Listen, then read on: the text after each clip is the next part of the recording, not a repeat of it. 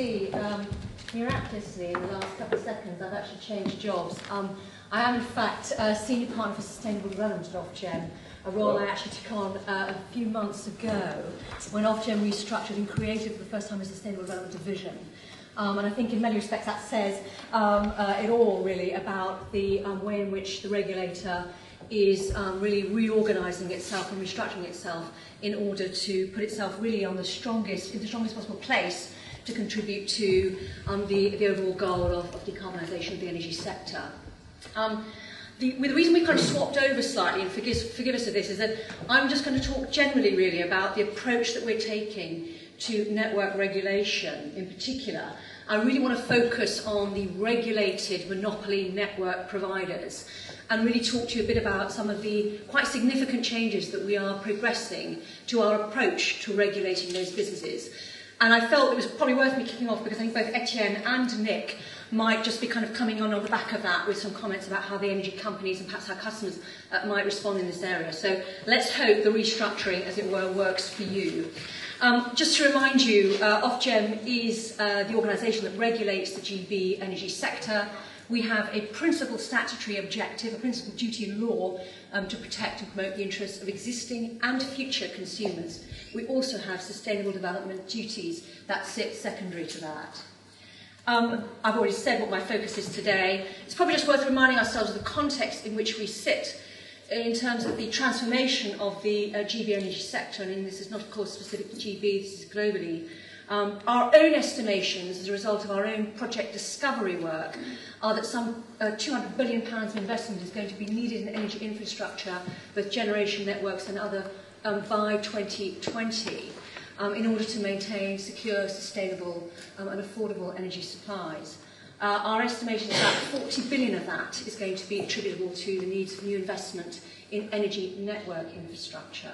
And just to give you some sense of the scale, that's probably about double the value of the current RAV of the energy network sector in GB. So where are we then? Well, I mean, I think perhaps rather ambitiously, my slide lead here is good news for the future grid. Perhaps this is maybe from an narrow regulatory perspective at least. We are really developing a clear vision for the kind of network companies that we believe from our work current and future energy consumers will need. And this is really driven largely by, as I set out in my introduction, a kind of a need really now to step up and to move towards creating a much more sustainable energy sector. And network businesses have an absolutely crucial role to play in that. They are the link, the relationship between the power and the power provider, the energy service provider, if you like, and of course the business or the end domestic consumer. We, from our own scenario work, believe there are a very large range of possible outcomes from what the shape and type and size of the new grid will be. And there's an enormous amount of uncertainty that remains around this. But the point is that we're making what we believe is quite exciting changes to the approach to regulation in this area. If you're comfortable with the concept of having both excitement and regulation in the same sentence as one another, not everybody will be. And the two examples I really want to focus in are the specific actions and decisions that we took when we set the electricity distribution price control, which in fact took effect from the spring of this year. And also, more fundamentally, the root and branch review that we are progressing to network regulation. It's worth just reminding ourselves that I'm talking here probably roughly about currently a fifth of the size of the typical average energy bill is attributable to network costs. That, of course, we estimate, given my other figures, is rising, but just to put it in context. I also want to talk, as I go through, about the Low Carbon Network Fund, which some of you might be familiar with, which is a feature of our electricity distribution price control. And on the kind of more root and branch approach, I'll be talking a lot about something called RPI minus X at 20, which is a really not catchy, especially brand for our own fundamental review of network regulation. And what it's really saying is that the approach that we adopted, not just ourselves, of course, across the comms sector, water and others, to monopoly network regulation, RPI minus X, served the sectors really exceptionally well over the last couple of decades. But in our estimation, this is really not now fit for purpose for the sorts of challenges we have moving ahead. So the 20 can either be 20 backwards or 20 forwards, whichever way you really want to play it. Minus goes to plus. Indeed. In fact, it is increasingly plus, actually. fact, if you look at the last price control in particular, electricity distribution is plus. Okay, so our vision, what we want, I suppose, is energy companies, network businesses that will really look to introduce new tech, new technology, new commercial, new operating arrangements that are required, both to play a really full role in tackling climate change objectives, provide secure, reliable, resilient infrastructure and support, and of course providing good value for money for customers, and also particularly focus on not just the needs of today's consumers but also future consumers. That's the kind of goal. And I suppose more specifically what we don't want is companies that wait to be told really what to do, either by the regulator or government, in terms of moving away from the kind of business as usual scenario. And the regulatory framework, especially in respect of the energy transportation businesses, is absolutely key.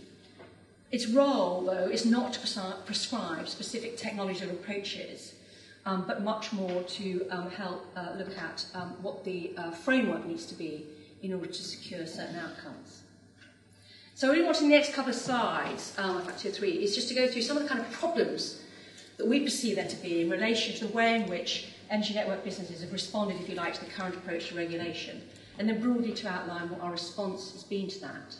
So the first, I suppose, problem is with risk aversion, and I'm sure there's many in the audience will be familiar with this. You know, a lack of commitment to innovation unless really there's a kind of a guaranteed short-term reduction in the overall costs. A desire only, if you like, to get involved if there's going to be a government or regulator mandate associated with that. And of course that's not great in this world because that means that innovation is going to come too late given the scale of the challenge that we face. So our approach, and I'm going to focus really on what we've been doing and what really, if you like, takes effect from this spring, has been really to create a very specific innovation fund sitting outside the price control for the electricity distribution businesses.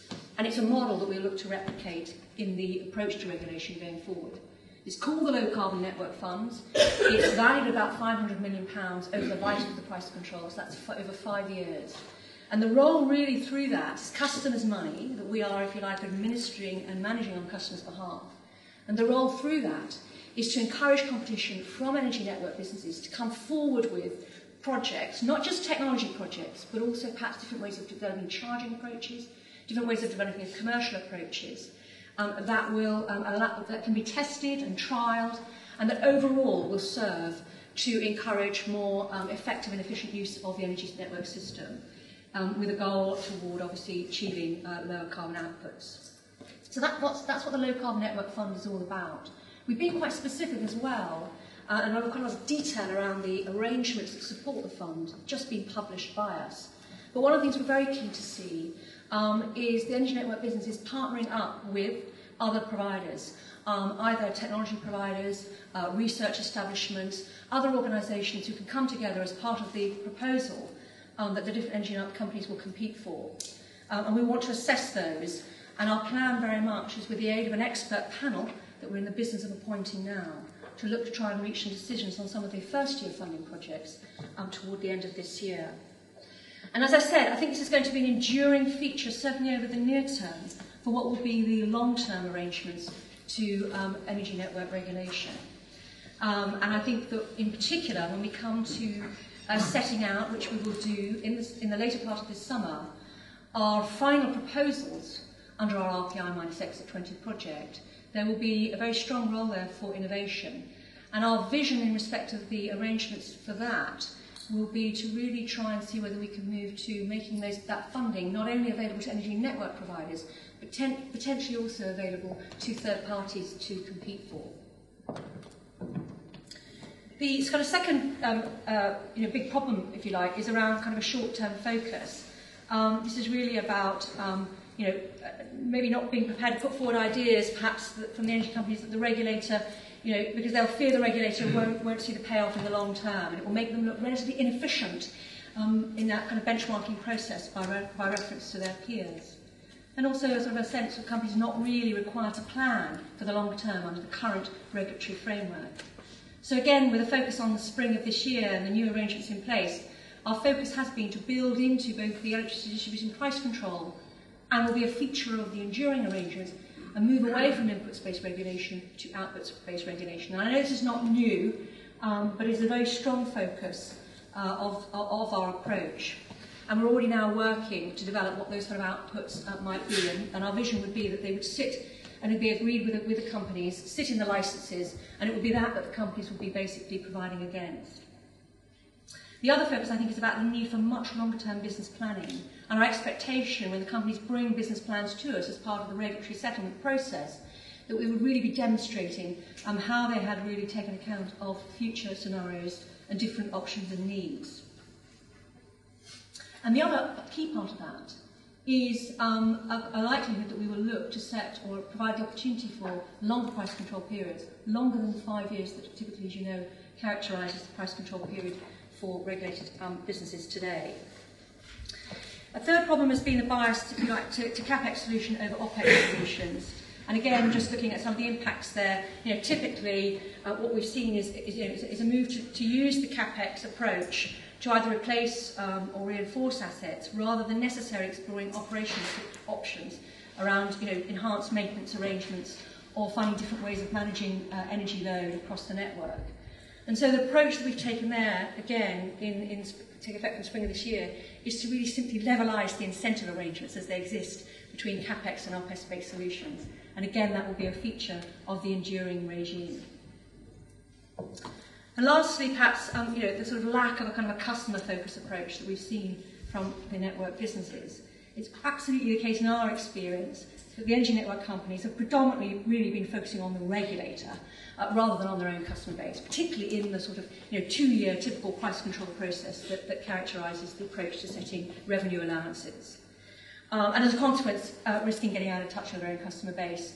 And that in particular, I think, has manifested itself in really failure to understand particular needs of different kinds and different classes of customer. And here I'm really identifying DG providers, i.e. customers of network services as distinct from end customers of the like of you and I, and small businesses and other industrial users. So again, our response here in spring of this year through the electricity distribution price control has been to put in broad measures of customer satisfaction and to develop rewards and penalties around that. And on a more enduring basis through the RPI-Exit 20 project, we'll really look to embed that further. And also in particular, going back to that business planning process I talked about a moment ago, we will really want to see much richer business plans, much more, give a lot more evidence of how the network businesses have really understood, developed an understanding of their customers' needs and are presenting that to us as part of the regulatory settlement. And there's a kind of a little bit of a stick there, if you like, as well as a carrot, and that perhaps presents itself in looking at the options around tendering, for example, and the scope to be able to tender out part of service provision, or either the companies are doing it themselves, or indeed perhaps even the regulator taking on that role. Some of you familiar with our approach to the offshore transmission networks will know that the regime is based around a tendering process for the right to be able to build, own and operate those transmission assets. Those sorts of approaches can be built in and developed in terms of the onshore transportation networks.